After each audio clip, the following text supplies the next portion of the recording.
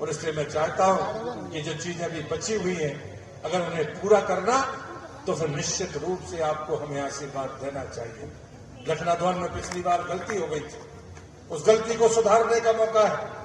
बाकी बातें हमारे प्रदेश अध्यक्ष जी करेंगे, लेकिन मैं दो बातें और कहकर अपनी बात को खत्म करूंगा। मित्रों, मैं आपसे पूछता हूं क्या फर्क है भारतीय जनता पार्टी के कार्यकर्ता में और अन्य पार्टी के कार्यकर्ता में? किसी दूसरे पार्टी के कार्यकर्ता से पूछोगे राजनीति क्यों करते हो, तुम्हारी पार्टी क्या चाहती है, तो उसे मित्र ही कहेगा चुनाव लड़ेंगे और सत्ता प्राप्त करेंगे।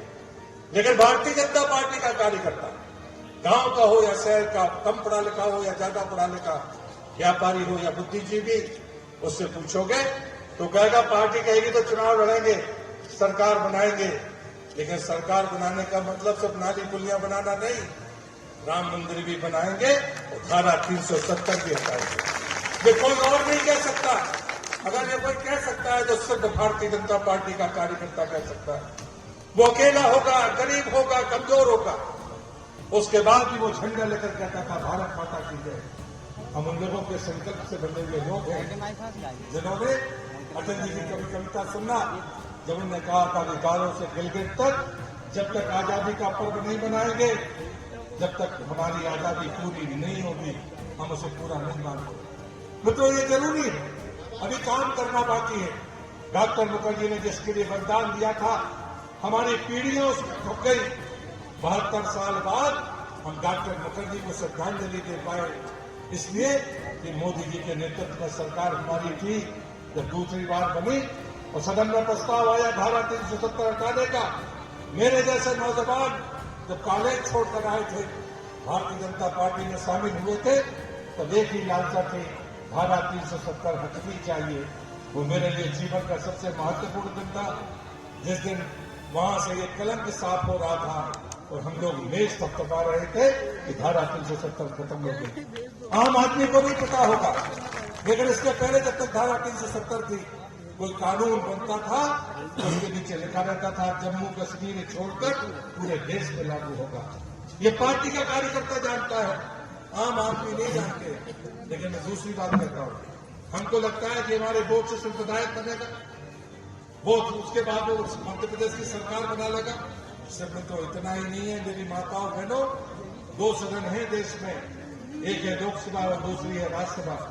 आप सीधे वोट देते हो और फग्गन सिंह कुलस्ते जी को सांसद बनाकर भेजते हो, प्रधानमंत्री मोदी जी बन जाते हैं। लेकिन दूसरा सदन है राज्यसभा, जहां का सांसद जनता नहीं चुनती, जिसको आप विधायक चुनते हो वो वोट डालता है और राज्यसभा में सांसद बनाता है। आज भारतीय जनता पार्टी वहां सबसे बड़ी पार्टी है, लेकिन भारतीय जनता पार्टी के पास अभी वहां बहुमत नहीं है। इसलिए हम कभी नहीं कहते कि हमें बहुमत की सरकार चाहिए, हम कहते हैं प्रचंड बहुमत की सरकार चाहिए। और जब हमें प्रचंड बहुमत की सरकार चाहिए तो फिर लखनऊ से भी भारतीय जनता पार्टी का विधायक चाहिए, ये जरूरी रहता है। छोटे मित्रों, छोटे मोटी नाराजगियां हो सकती है, कहने के लिए तो बहुत कुछ है, लेकिन मैं इतनी ही विनती करूंगा मैं अपने कार्यकर्ता से कि मित्रों, वो कष्ट के दिन पलट कर देखो।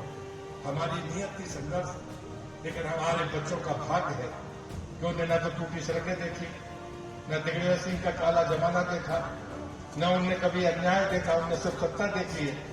ये उनका भाग्य है। हमारी नियत थी संघर्ष कर तो पार्टी को खड़ा करना।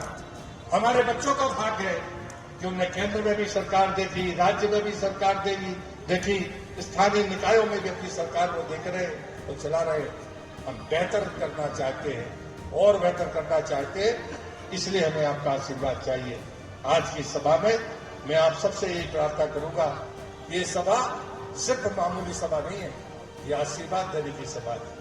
मेरी पार्टी भारतीय जनता पार्टी को आशीर्वाद दीजिए, मेरे नेतृत्व को आशीर्वाद दीजिए, क्योंकि अभी बहुत काम करना बाकी है, अभी बहुत काम करना बाकी है।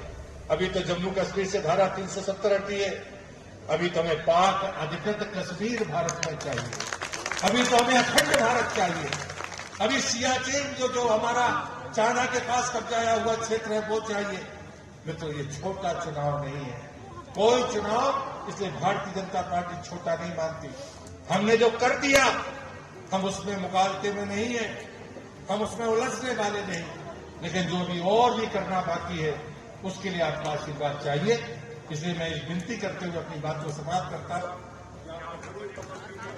यहां पर आपने उपस्थिति देकर इस सभा को सफल बनाया है।